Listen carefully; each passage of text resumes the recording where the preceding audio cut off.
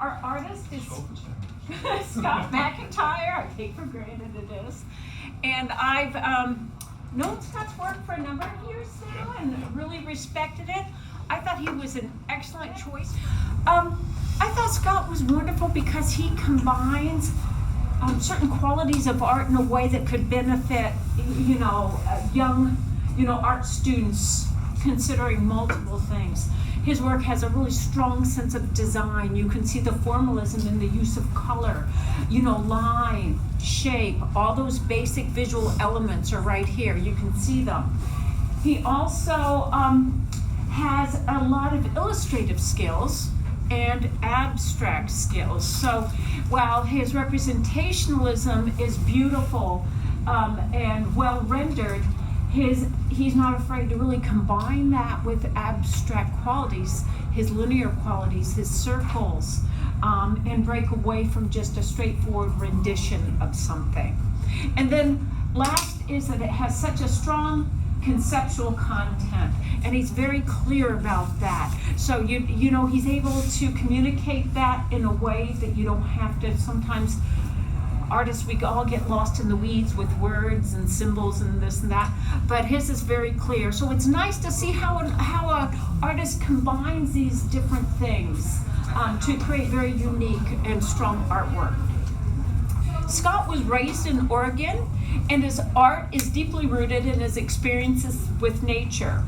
Oregon's where he began parallel careers as an advertising art director and a fine artist.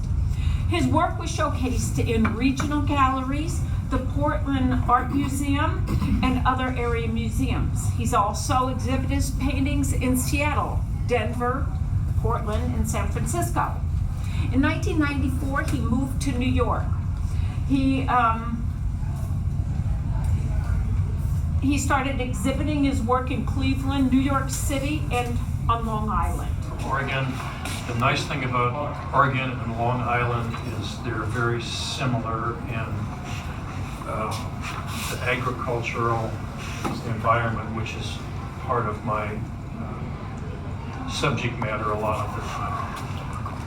When I go in, I was tired of doing representational for a while, and I started with a series of the two pieces that are on each side of the whale. I did a whole series of about 24 by 24 paintings, initially thinking that I was going to mint them as NFTs, but then the NFT market just went, and it started a whole different direction.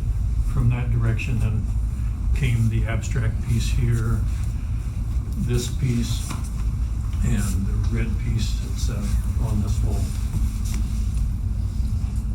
So it's the subject matter. I allow myself to go wherever I want to go, and it's a great feeling. It really is. It's just like I'm not putting any limits on my stuff. Where when I used to do super realism, it's like you're working from a photograph. You're basically working from one corner to the next, filling in. And that was fine. It was working for me real well for a long time. When I was in Puerto Rico, I started adding that element with surrealism, which were different things in the sky. And it all just builds up to a style and a direction that was mine. And that's what feels good. It's a great thing to be able to create like a subject matter. Works for me. The guy with holding the phone was another statement about the energy that's going on around us. I was thinking about natural and man-made as a subject matter, and I was mostly doing an abstract thing.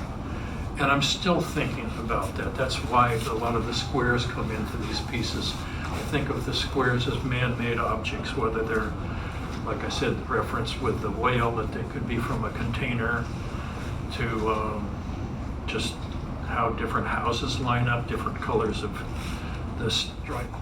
So that's about what I can say.